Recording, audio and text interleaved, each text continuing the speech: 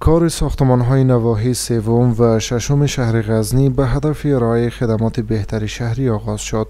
مسئولان شاروالی غزنی می‌گویند این ساختمان‌ها در 3 طبقه و به هزینه بیش از 22 میلیون افغانی از بودجه شاروالی ساخته خواهد شد که پس از تکمیل سهولت‌های لازم را در بخش ارائه خدمات به شهروندان فراهم می‌سازد. یو شپږمه ناحیه ده چې هلته عملي کار هم شروع ده او بله درېیمه ناحیه ده.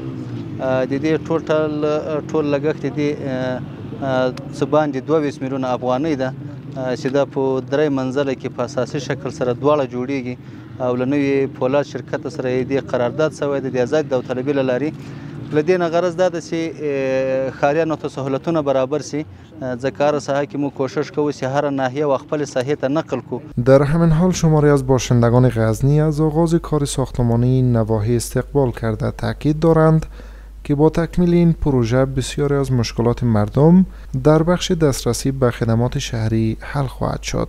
مشکلات مردم 100% انشالله حل کرده میتونه، به خاطر که تا هنوز تمام نواحی داخل ساختمان شاروالی بود.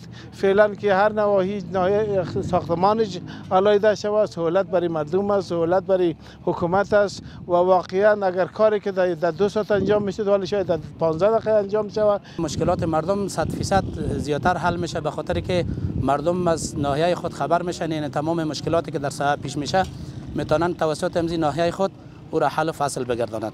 شاروالی غزنی در سالهای اخیر چندین پروژه انکشافی را روی دست گرفته است که هدف آن بهبود زیربناها، تنظیم بهتری امور شهری و دسترسی آسان شهروندان به خدمات می باشد.